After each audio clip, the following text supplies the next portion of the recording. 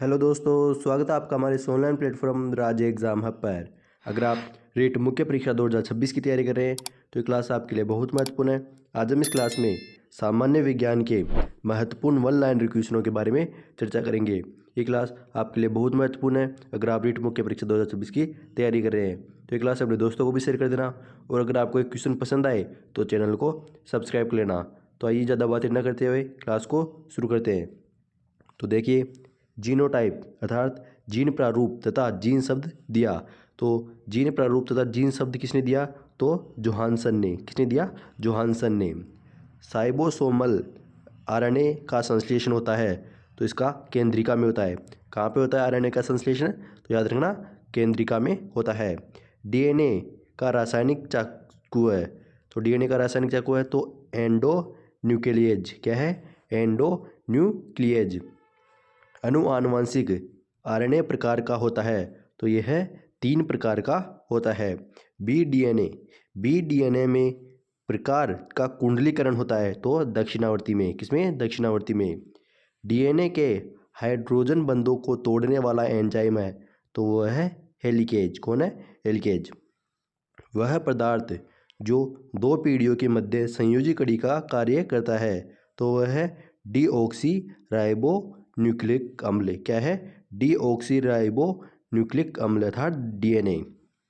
DNA repairing द्वारा की जाती है तो डीएनए रिपेयरिंग द्वारा की जाती है तो DNA polymerase 1। DNA polymerase 1। Protein संश्लेषण के दौरान आरएनए के द्वारा डीएनए से सूचनाओं को लाया जाता है तो किसमें? एमआरएनए में। किसमें लाया जाता है? एमआरएनए में। आनुवांशिक सूचनाओं केंद्रक से कोशिका द्रव्य में स्थानांतरित की जाती है तो वह है आरएनए में। कहाँ पे? आरएनए में। आगे, वॉटसन और क्रिक ने 1953 में द्विकुंडलित मॉडल को डीएनए के लिए प्रतिपादित किया तो बी डीएनए का व्यास होती है तो बी डीएनए के व्यास से मोटाई होती है 20A। कितनी होती है? 20A। आरएनए से बनने वाले डीएनए को कहते हैं, तो जो आरएनए से बनने वाला बी डीएनए है ना, आरएनए से बनने वाला डीएनए को कहते हैं तो सी डीएनए कहते हैं अगर आरएनए से भी डीएनए बन रहा है तो। डीएनए की 2 पॉलीन्यूक्लियोटाइड श्रृंखलाएं होती है तो प्रति समांतर। डीएनए की संरचनात्मक इकाई, तो डीएनए की संरचनात्मक इकाई क्या है? तो न्यूक्लियोटाइड। क्या है? न्यूक्लियोटाइड। शहद होता है तो शहद अम्लीय होता है। शहद कैसा होता है? तो शहद अम्लीय होता है। मनुष्य में लिंग निर्धारण का कार्य निर्भर करता है तो वाई गुणसूत्र पर। मनुष्य में लिंग निर्धारण का कार्य किस पर निर्भर करता है? तो वाई गुणसूत्र पर निर्भर करता है। स्त्रवण संबंधित कोशिका अंगक है तो गोल्जिकाए। स्त्रवण संबंधित कोशिका कौन सी है? तो गोल्जिकाए है। राइबोसोम की फैक्ट्री को जाता है, राइबोसोम की फैक्ट्री किसे कहा जाता है? तो केंद्रिका को। यूरिया की सर्वाधिक मात्रा पाई जाती है तो यूरिया की सर्वाधिक मात्रा हिपेटिक सिरा में पाई जाती है। जीवन का भौतिक आधार है तो जीवन का भौतिक आधार जीव द्रव्य है। केंद्रक अनुपस्थिति होता है तो केंद्रक आरबीसी में अनुपस्थित होता है। याद रखना, आरबीसी में केंद्रक नहीं पाया जाता है। लार में एंजाइम पाया जाता है जो स्टार्च का पाचन करता है तो टाइलिन करता है तो वह है टाइलिन। पीतरस का निर्माण होता है तो याद रखना, पीतरस का निर्माण यकृत में होता है। कहाँ पर होता है पीतरस का निर्माण? तो यकृत में। किस अंग में भोजन सर्वाधिक समय रुकता है? तो भोजन सर्वाधिक समय आमाशय में रहता है। तो कहाँ पर रहता है भोजन सर्वाधिक समय तक? आमाशय में रहता है। मिश्रित ग्रंथि है जो अग्नाशय है। क्या? अग्नाशय। यह एक मिश्रित ग्रंथि है। आहार नाल के किसमें भोजन का पाचन नहीं होता है? तो बड़ी आंत में। बड़ी आंत में भोजन का पाचन नहीं होता है। कोशिकांग दोहरी झिल्ली पर परिबद्ध है तो कोशिकांग दोहरी झिल्ली पर परिबद्ध है किसमें? माइटोकॉन्ड्रिया, हरितलवक और केंद्रक में। अंतःकरण में अर्धवर्ताकार नलिकाओं की संख्या होती है तो अंतःकरण में वर्धवर्ताकार नलिकाओं की संख्या होती है 3। कितनी होती है? 3। शरीर का प्रथम संदेशवाहक कहते हैं तो शरीर का प्रथम संदेशवाहक किसे कहते हैं? तो याद रखना, हार्मोन को। हार्मोन को शरीर का प्रथम संदेशवाहक कहते हैं। शरीर की सबसे बड़ी अंतःस्रावी ग्रंथि है तो जो थायराइड ग्रंथि है। कौन सी? थायराइड ग्रंथि है। वह शरीर की सबसे बड़ी अंतःस्रावी ग्रंथि है। याद रखना, महत्वपूर्ण क्वेश्चन है। थायराइड ग्रंथि अंतःस्रावी ग्रंथि है जो सबसे बड़ी है। बोलने, देखने, सुनने, सूंघने आदि क्रियाओं का नियमन का कार्य करता है। कौन करता है? तो पर मस्तिष्क। याद रखना, बोलने, देखने, सुनने, सूंघने आदि क्रियाओं का नियमन पर मस्तिष्क करता है। कौन करता है? पर मस्तिष्क करता है। अगला देखिए, कीटों का बाह्य कंकाल। क्या? कीटों का बाह्य कंकाल बना होता है। तो कीटों का बाह्य कंकाल काइटिन का बना होता है। किसका बना होता है? काइटिन का बना होता है। दूध में शर्करा पाई जाती है। तो दूध में शर्करा पाई जाती है, वो है लैक्टोज। क्या है? लैक्टोज। पादपों का संचित ईंधन कहा जाता है। तो स्टार्च को। पादपों का संचित ईंधन स्टार्च को कहा जाता है। सर्वाधिक प्रोटीन पाया जाता है। तो सर्वाधिक प्रोटीन क्या? सर्वाधिक प्रोटीन सोयाबीन में पाया जाता है। देखना, सर्वाधिक सोयाबीन में पाया जाता है प्रोटीन। पोषक पदार्थ के उत्सर्जी पदार्थों के रूप में यूरिया बनता है। तो किससे बनता है? प्रोटीन से। मनुष्य के शरीर में सर्वप्रथम पोषक पदार्थ का पाचन होता है। तो स्टार्च। कहाँ से? स्टार्च से। लोहे का मुख्य स्रोत है। तो हरी पत्तेदार सब्जियाँ। लोहे का मुख्य स्रोत है था, आयरन का मुख्य स्रोत है। तो हरी पत्तेदार सब्जियाँ आयरन का मुख्य स्रोत है। विटामिन सी सर्वाधिक मात्रा में प्राप्त होती है। तो विटामिन सी सर्वाधिक आंवले से प्राप्त होती है। आगे, मक्का में कौन सा विटामिन अनुपस्थित होता है? तो मक्का में B5 विटामिन अनुपस्थित होता है। मोटर गाड़ियों की बैटरियों में विद्युत अपघटन के रूप में प्रयुक्त होता है। तो सल्फ्यूरिक अम्ल। याद रखना, सल्फ्यूरिक अम्ल जिसका रासायनिक सूत्र है H2SO4। इसका उपयोग मोटर गाड़ियों की बैटरियों में विद्युत अपघटन के रूप में प्रयुक्त होता है। याद रखना, सल्फ्यूरिक अम्ल का। एल्यूमिनियम धातु का मुख्य अयस्क है। तो एल्यूमिनियम धातु का मुख्य अयस्क है एल्यूमिना या बॉक्साइट। दृष्टि विषमता। दृष्टि विषमता, दृष्टि दोष में लेंस का उपयोग किया जाता है। तो बेलनाकार लेंस का उपयोग किया जाता है। ठोस पदार्थों में ऊष्मा का संचरण विधि से होता है। तो वह है चालन। द्रवों एवं गैसों में ऊष्मा का संचरण विधि से होता है। तो संवहन। सूर्य पर पदार्थ अवस्था में उपस्थित होता है।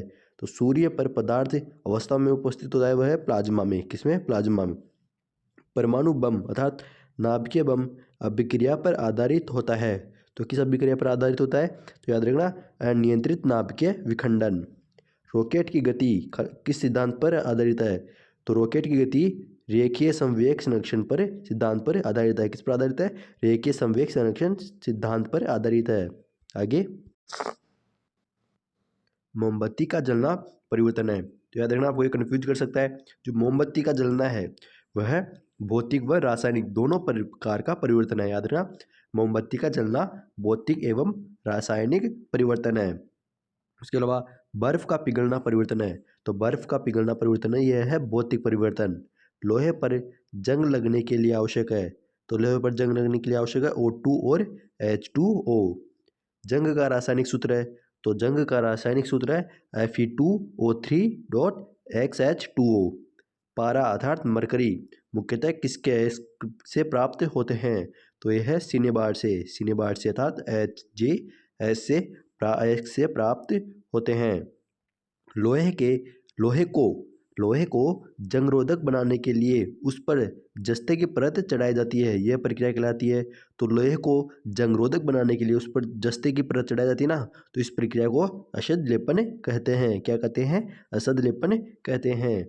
किस धातु कमरे के ताप पर ध्रुव अवस्था में पाई जाती है? तो याद रखना, पारा धातु। क्या? पारा धातु कमरे के ताप पर ध्रुव अवस्था में पाई जाती है। फ्यूज तार का पाया जाना।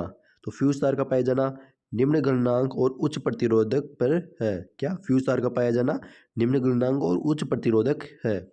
लोहे का सर्वाधिक शुद्धतम रूप है। तो जो पीटवा लोहा है वो लोहे का सर्वाधिक शुद्धतम रूप है। वह धातु जो आघात वर्धनीयता। क्या?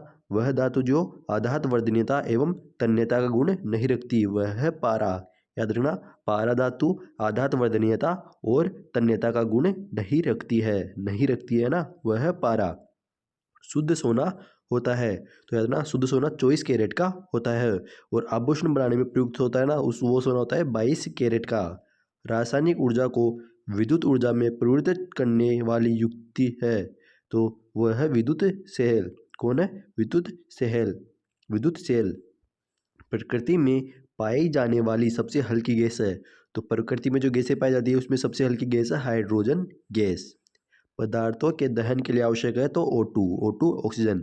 पेट की अम्लता को दूर करने के लिए प्रति अम्ल के रूप में प्रयुक्त किए जाते हैं तो वह है NaHCO3 और MgOH2 और AlOH3। खाने के सोडे का रासायनिक सूत्र है तो खाने के सोडे का रासायनिक सूत्र है वह है NaHCO3। क्या है? NaHCO3 अर्थात मीठा सोडा। ये खाने के सोडे का रूप में प्रयुक्त किया जाता है। आगे अगला देखिए, वोट डालते समय नाखूनों पर लगाई जाने वाली अमिट स्याही का निर्माण किया गया है तो इसका निर्माण किया जाता है सिल्वर नाइट्रेट से। एक्सरे करने से पूर्व रोगी व्यक्ति को किस पदार्थ का घोल पिलाया जाता है तो BaSO4। टमाटर में अम्ल पाया जाता है तो टमाटर में ऑक्जेलिक अम्ल पाया जाता है। अगला, चूने के पानी में CO2 गैस प्रवाहित करने पर वह गाढ़ा दूधिया हो जाता है। कौन सा पदार्थ निर्मित होने का कारण है तो वह है CaCO3।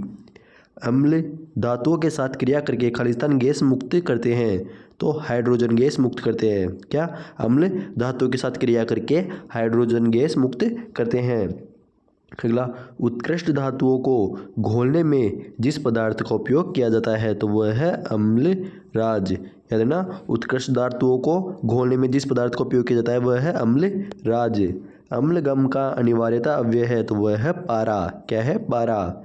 फ्यूज तार का निर्माण जिन धातुओं के मिश्रण से होता है तो वह है लेड प्लस टीन। विद्युत हीटर एवं विद्युत इस्त्री की कुंडली बनी होती है तो यह है नाइक्रोम से। किससे बनी? तो है नाइक्रोम से। भूपटल में चौथा सर्वाधिक पाए जाने वाले तत्व है तो भूपटल पर जो सर्वाधिक पाया जाता है ना वो तत्व तो वह है आयरन अर्थात लोहा तत्व। आयरन भूपटल में चौथा सर्वाधिक पाया जाने वाला तत्व है। मनुष्य के द्वारा सर्वप्रथम जिस धातु का उपयोग किया गया तो मनुष्य के द्वारा तांबे का प्रयोग सर्वप्रथम किया गया था। अर्थात मनुष्य के द्वारा तांबे धातु का प्रयोग सर्वप्रथम किया गया था। अगला, विद्युत मोटर की कुंडलियाँ बनी होती है तो विद्युत मोटर की कुंडलियाँ बनी होती है तांबे की। जब प्रकाश किरण एक माध्यम से दूसरे माध्यम में प्रवेश करती है तो परिवर्तित नहीं होता है तो उनके आवर्ती में। याद ना, जब प्रकाश किरण एक माध्यम से दूसरे माध्यम में प्रवेश करती है ना तो उसमें आवर्ती में परिवर्तन नहीं होता है। मनुष्य में मेरु तंत्रिकाओं की संख्या पाई जाती है तो मनुष्य में मेरु तंत्रिकाओं की संख्या पाई जाती है 31 जोड़ी। याद रखना 31 जोड़ी, 31 नहीं 31 जोड़ी। याद रखना 31 जोड़ी पाई जाती है। शरीर की कौन सी ग्रंथि रोग प्रतिरोधक क्षमता में से संबंधित है तो याद रखना कौन सी ग्रंथि रोग प्रतिरोधक क्षमता से संबंधित है तो याद रखना थाइमस ग्रंथि रोग प्रतिरोधक क्षमता से संबंधित है। याद रखना कौन सी ग्रंथि है तो थाइमस ग्रंथि। प्रथम प्रति जैविक औषधि पेनिसिलिन का निर्माण किया गया है तो कवक से। किससे? कवक।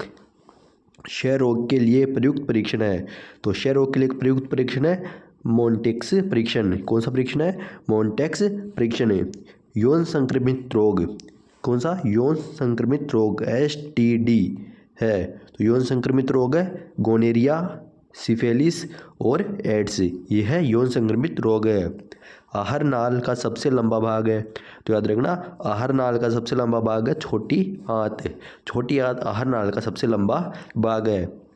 दूध से दही के निर्माण में प्रयुक्त एंजाइम है तो दूध से दही के निर्माण में प्रयुक्त एंजाइम है वह है लैक्टोबैसिलस जीवाणु। लैक्टोबैसिलस जीवाणु के कारण ही दूध से दही का निर्माण होता है तो याद रखना लैक्टोबैसिलस जीवाणु से। ट्यूबलाइट में पदार्थ भरा होता है तो आर्गन व पारा धातु की वाष्प। मौसम संबंधी जानकारी में प्रयुक्त गुब्बारों में गैस भरी होती है तो वह हीलियम भरी होती है। कौन सी गैस भरी होती है तो हीलियम। याद रखना हीलियम गैस भरी होती है। अगला, प्रकृति में दुर्लभ गैस के सर्वाधिक यौगिक पाए जाते हैं तो जीनोन। याद ना, प्रकृति में दुर्लभ गैस के सर्वाधिक यौगिक पाए जाते हैं तो वह है जीनोन, जिसका सूत्र है Xe। वायुयानों के टायरों में आधुनिक समय में गैस प्रयुक्त होती है। तो आधुनिक समय में जो वायुयान है उनके टायरों में हीलियम, कौन सी गैस? हीलियम, क्योंकि जो हीलियम गैस है वह हल्की गैस है, इसलिए आधुनिक समय में वायुयानों के टायरों में हीलियम गैस का प्रयोग किया जाता है। जल की अस्थायी कठोरता उत्पन्न होती है। तो जल की अस्थायी कठोरता उत्पन्न होती है कैल्शियम व मैग्नीशियम के बाइकार्बोनेट से। किसे होती है? तो याद रखना, जल की अस्थायी कठोरता उत्पन्न होती है कैल्शियम व मैग्नीशियम के बाइकार्बोनेट से। जल की स्थायी एवं अस्थायी दोनों कठोरता को दूर करने में प्रयुक्त होता है। तो सोडियम कार्बोनेट का, किसका होता है? सोडियम कार्बोनेट का। जिस हाइड्रोइड का उपयोग मसाले बनाने में किया जाता है तो वह है CaH2 का। जल में नमक मिलाने पर उसके क्वथनांक एवं गलनांक पर प्रभाव पड़ेगा। तो क्वथनांक तो बढ़ेगा, वह गलनांक घटेगा। याद रखना, जल में नमक मिलाने पर उसके क्वथनांक एवं गलनांक में परिवर्तन होगा कि क्वथनांक है ना वो तो बढ़ेगा और गलनांक घटेगा। बर्फ पर दाब आरोपित करने पर उसका गलनांक घट जाएगा।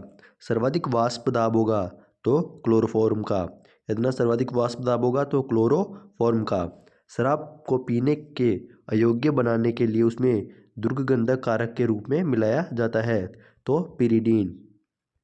पावर एल्कोहल का उपयोग किया जाता है। तो पावर एल्कोहल का उपयोग मोटर गाड़ियों में ईंधन के रूप में किया जाता है। खाद्य पदार्थों के परीक्षण में प्रयुक्त लवण है तो वह है सोडियम बेंजोइट। क्या है? Sodium benzoate. फलों के रस के परीक्षण में प्रयुक्त अम्ल है तो वह है फॉर्मिक अम्ल। कौन सा अम्ल है?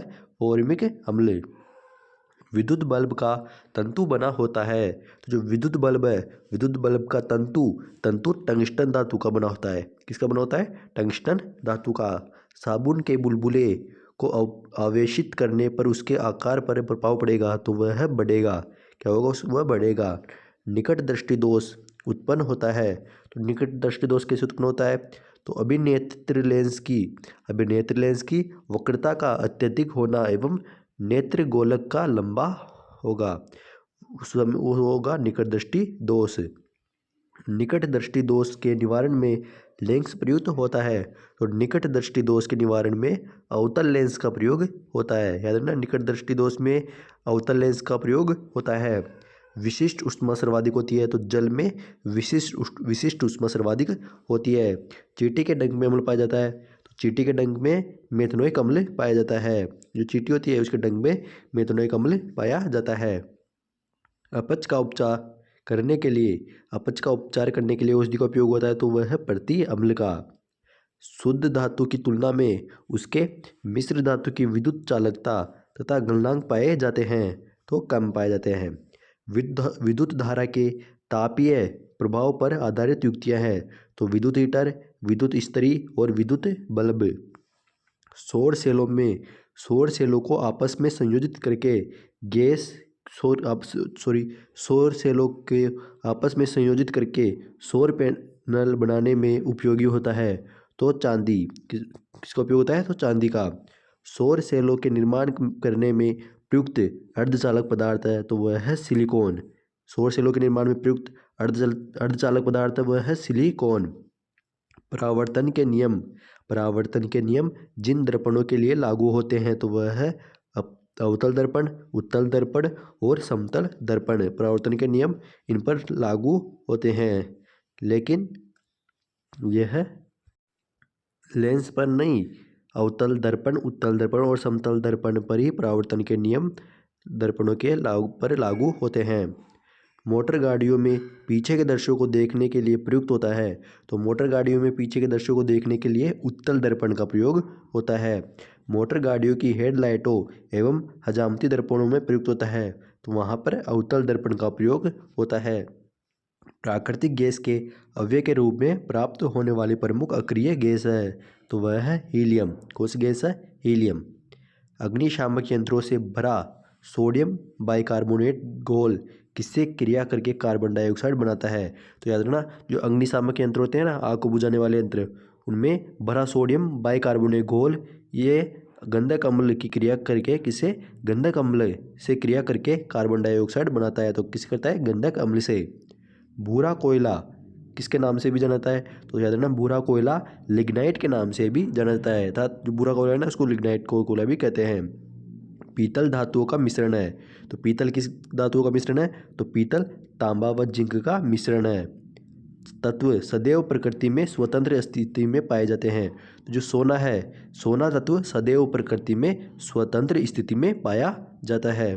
सीसा संचालक बैटरियों में धातु का प्रयोग किया जाता है। तो सीसा संचालक बैटरियों में धातु का प्रयोग किया जाता है। तो किसमें? सीसा में। याद रखना, संचालक बैटरी में धातु का प्रयोग किया जाता है तो सीसा। हास्य गैस है। तो जो नाइट्रस ऑक्साइड है, क्या? नाइट्रिक ऑक्साइड, ये हास्य गैस है, अर्थात लाफिंग गैस है। कौन सी? नाइट्रस ऑक्साइड, इसे हास्य गैस कहते हैं ना, नाइट्रस ऑक्साइड। भाप अंगार गैस मिश्रण होती है। तो CO+H2, भाप अंगार गैस मिश्रण होती है, CO+H2। समुद्री जल से, किससे? समुद्री जल से शुद्ध जल किस प्रक्रिया द्वारा प्राप्त किया जाता है? तो प्रतिलोम प्रासरण। किसके द्वारा? प्रतिलोम प्रासरण के द्वारा समुद्री जल से शुद्ध जल प्राप्त किस प्रक्रिया के द्वारा प्राप्त किया जाता है? तो इस प्रक्रिया को कहते हैं प्रतिलोम प्रासरण। क्या देखना? प्रतिलोम प्रासरण। धातु के ऑक्साइड प्राय होते हैं। तो जो धातु है, क्या? धातु के ऑक्साइड अम्लीय प्राय होते हैं। कैसे होते हैं? अम्लीय। Al2O2 की प्रकृति पाई जाती है। तो उभयधर्मी। कैसे पाई जाती है? उभयधर्मी। जब किसी धातु में विद्युत धारा प्रवाहित की जाती है तो धातु का ताप बढ़ जाता है। क्या होता है? धातु का ताप बढ़ जाता है। प्रकाशिक तंतु सिद्धांत किस सिद्धांत पर कार्य करते हैं? तो प्रकाशिक तंतु यह पूर्ण आंतरिक परावर्तन, किस पर? पूर्ण आंतरिक परावर्तन सिद्धांत पर कार्य करते हैं। कौन? प्रकाशिक तंतु। सूर्य में ऊर्जा का स्रोत है। तो याद रखना, सूर्य में ऊर्जा का स्रोत है तो नाभिकीय संचलन, नाभिकीय संलयन, यह सूर्य में ऊर्जा का स्रोत है। तो याद रखना, नाभिकीय संलयन। साबुन के बुलबुलों के चमकीले रंग के किसके कारण होते हैं? जो साबुन के बुलबुले चमकीले होते हैं वह किसके कारण होते हैं? तो व्युत्करण। किसके द्वारा? व्युत्करण के द्वारा। सूर्य का श्वेत प्रकाश 7 रंगों से मिलकर बना होता है, यह सर्वप्रथम बताया था। तो सूर्य का श्वेत प्रकाश 7 रंगों से मिलकर बना होता है, यह सर्वप्रथम न्यूटन ने बताया था। किसने बताया था? न्यूटन ने। सर्वप्रथम जिसने बताया कि प्रकाश तरंगों का विवर्तन है। क्या? सर्वप्रथम किसने बताया था कि प्रकाश तरंगों का विवर्तन होता है? तो ये बताया था जिग्मोल्डी ने। किसने बताया था? जिग्मोल्डी ने बताया था कि प्रकाश तरंगों का विवर्तन होता है। क्या होता है? प्रकाश तरंगों का विवर्तन होता है, ये बताया था जिग्मोल्डी ने। अगला, पानी की सतह पर पड़ी हुई तेल की परत का चमकना उदाहरण है। जो पानी की सतह होती है, जो उसके ऊपर अगर तेल डालेंगे तो जो तेल की परत का चमकना है वह व्युत्कीकरण का उदाहरण है। किसका उदाहरण है? व्युत्कीकरण का।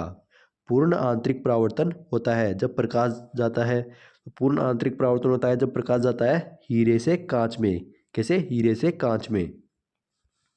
प्रकाश में ध्रुवण की घटना से यह सिद्ध होता है कि प्रकाश तरंगे ये अनुप्रस्थ होती है। इंद्रधनुष में जिस रंग का विक्षेपण अधिक होता है, तो इंद्रधनुष में किस रंग का विक्षेपण अधिक होता है? तो बैंगनी रंग का। इसका बैंगनी रंग का इंद्रधनुष पे विक्षेपण अधिक होता है। पानी में पैर लटकाकर बैठे हुए व्यक्ति को उसके पैर मुड़े हुए दिखाई देते हैं। किसके कारण? अपवर्तन के कारण। अवरोध के किनारे से प्रकाश किरणों का मुड़ना कहलाता है। तो अवरोध के किनारे से प्रकाश किरणों का मुड़ना विवर्तन कहलाता है। सूर्य अस्त एवं उदय होते समय लाल दिखाई देता है। किसके कारण? परिकिरण के कारण। किसके कारण दिखाई देता है? परिकिरण के कारण। माध्यम के ताप में वृद्धि करने पर प्रकाश की गति अपरिवर्तित रहती है। कैसे रहती है? अपरिवर्तित रहती है। रात्रि को तारे टिमटिमाते हुए दिखाई प्रतीत होते हैं। किसके कारण? तो याद रखना, रात्रि को तारे टिमटिमाते दिखाई देते हैं अपवर्तन के कारण। किसके कारण? अपवर्तन के कारण। जब कोई वस्तु दो समांतर रखे समतल दर्पण के मध्य रखी जाती है तो बने हुए प्रतिबिंब की संख्या होती है तो अनंत होती है। प्रकाश का रंग निर्धारित किया जाता है। तो प्रकाश का रंग निर्धारित किया जाता है तरंग दैर्ध्य के द्वारा। किसी द्वारा? तरंग दैर्ध्य के द्वारा। पानी में हवा का बुलबुला किसकी तरह व्यवहार करता है? तो अवतल लेंस की तरह व्यवहार करता है। यदि दो समतल दर्पणों के मध्य 90 डिग्री का कोण है, यदि दो समतल दर्पणों के मध्य 90 डिग्री का कोण है तो उनके मध्य रखी वस्तु के प्रतिबिंब प्राप्त होंगे। तो 3। एक उत्तल लेंस को जब पानी में डुबाया जाता है तो उसकी क्षमता घट जाती है ना। अगर उत्तल लेंस को हम पानी में डुबो देंगे तो उसकी क्षमता घट जाती है। आगे, आँख के जिस भाग द्वारा आँखों में प्रवेश करने वाले प्रकाश की मात्रा नियंत्रित होती है तो वह है आइरिस अर्थात पुतली। जलते हुए विद्युत बल्ब के तंतु का ताप सामान्यतः होता है, तो जलते हुए बल्ब के तंतु का ताप सामान्यतः होता है 2000 सेल्सियस से 2500 सेल्सियस। पूर्ण हरित सहायक होता है, तो पूर्ण हरित सहायक होता है प्रकाश संश्लेषण में। किसमें सहायक होता है? प्रकाश संश्लेषण में। हमें वास्तविक सूर्योदय से कुछ समय पूर्व ही सूर्य दिखाई देने का कारण है। हमें जो सूर्य उदय नहीं होता उससे पहले ही सूर्य कुछ दिखाई देने लग जाता है, तो वह प्रकाश का अपवर्तन के कारण। किसके कारण? प्रकाश का अपवर्तन। घड़ी के स्प्रिंग में संचित ऊर्जा है, तो इस घड़ी के स्प्रिंग में संचित ऊर्जा है तो वह है स्थितिज ऊर्जा। जब एक पत्थर को चंद्रमा की सतह से पृथ्वी पर गिराया जाता है तो इसका भार परिवर्तित होगा। अगर एक पत्थर को चंद्रमा की सतह से पृथ्वी पर गिराया जाएगा ना तो इसका भार परिवर्तित होगा। साबुन के बुलबुले के अंदर का दाब होता है, तो साबुन के बुलबुले के अंदर का दाब होता है वायुमंडलीय दाब से अधिक। पहाड़ों पर कभी कभी व्यक्तियों के नाक व मुंह से खून निकलने लगता है, क्योंकि ऊंचाई बढ़ने के साथ द्रव का घनत्व घटता है। द्रव का ताप बढ़ने पर उसके पृष्ठ तनाव में कमी होगी। याद रखना, द्रव का ताप बढ़ाने पर उसके पृष्ठ तनाव में कमी होगी। साबुन को जल में घोलने पर साबुन का पृष्ठ तनाव घट जाता है। धूप से बचाव के लिए प्रयुक्त छाते में रंग संयोजन होना चाहिए, तो ऊपर सफ़ेद और नीचे काला। ऊष्मा के संचरण की विधि है, तो ऊष्मा में संचरण की विधि है चालन, संवहन और विकिरण। सूर्य का प्रकाश एवं ऊष्मीय पृथ्वी पर जिस संचार माध्यम से आती है तो वह है विकिरण। किसके माध्यम से? विकिरण के माध्यम से। सूर्य विकिरण का भाग है, तो सूर्य विकिरण का भाग है सोलर कुकर को गर्म कर देता है, वह अवरक्त विकिरण। याद रखना, सूर्य विकिरण का भाग सोलर कुकर को गर्म कर देता है तो वह है अवरक्त विकिरण। तापमान पर पाठ्यांक सेल्सियस और फ़ारेनहाइट तापमापियों में एक समान होगा, तो 40 डिग्री। प्रकृति में न्यूनतम संभव ताप है, तो प्रकृति में न्यूनतम संभव ताप है 273 डिग्री। पारसेक इकाई है, तो जो पारसेक इकाई है ना, क्या? पारसेक इकाई, तो वह है दूरी की। याद ना, पारसेक इकाई दूरी की इकाई है पारसेक। प्रकाश वर्ष, प्रकाश वर्ष किसकी इकाई है? तो दूरी की है। सदिश राशि है, तो वेग, वेग सदिश राशि है। पानी से निकालने पर संवेगी ब्रुश के बाल आपस में चिपक जाते हैं, इसका कारण है तो पृष्ठ तनाव। क्या कारण है? पृष्ठ तनाव। ध्रुव की बूंद की आकृति गोलाकार होने का कारण है, तो ध्रुव की बूंद गोलाकार होने का कारण है पृष्ठ तनाव ही है। क्या है? पृष्ठ तनाव ही है। गुरुत्वाकर्षण के सार्वभौमिक नियम का प्रतिपादन किया, तो गुरुत्वाकर्षण के सार्वभौमिक नियम का प्रतिपादन किया था न्यूटन ने। समुद्र की गहराई मापने वाला यंत्र है, समुद्र की गहराई मापने वाला यंत्र है फेदोमीटर। क्या है? फेदोमीटर। मनुष्य के शरीर का ताप पाया जाता है, तो मनुष्य के शरीर का ताप पाया जाता है 36.9 डिग्री सेल्सियस या सेल्सियस और 98.4 F या 310 के। खाद्य ऊर्जा को सामान्यतः मापा सकते हैं, तो खाद्य ऊर्जा है ना, खाद्य ऊर्जा, तो खाद्य ऊर्जा को सामान्यतः माप सकते हैं कैलोरी में। याद रखना, खाद्य ऊर्जा को सामान्यतः कैलोरी में मापा जाता है। वायुमंडलीय दाब को मापा जाता है, तो जो वायुमंडलीय दाब है ना उसको बैरोमीटर में मापा जाता है। किसमें मापा जाता है? बैरोमीटर से। दूध की शुद्धता का मापन करता है जो लेक्टोमीटर है। कौन सा मीटर? लेक्टोमीटर। लेक्टोमीटर दूध की शुद्धता का मापन करता है। कौन? लेक्टोमीटर। ऊंचाई मापने का यंत्र है तो अल्टीमीटर। याद रखना, अल्टीमीटर ऊंचाई मापने का यंत्र है। कौन सा? अल्टीमीटर। यह ऊंचाई मापने का यंत्र है। एक्सरे की खोज किसने की थी? तो एक्सरे की खोज की थी किसने? रोंटजन ने। किसने की थी? रोंटजन ने। रोंटजन ने एक्सरे की खोज की थी। याद है ना, रोंटजन ने। तो ये क्लास आज हम यहीं समाप्त करते हैं। आगे के क्वेश्चनों की चर्चा अगली क्लास में करेंगे। अगली क्लास में हम ये बचे हुए क्वेश्चनों को समाप्त करेंगे। अगर आपको ये आज वाले क्वेश्चन पसंद आए तो चैनल को सब्सक्राइब कर लेना, ताकि अगली वीडियो पे आपको प्राप्त हो सके। आगे की चर्चा अगली क्लास में करेंगे। तब तक के लिए धन्यवाद।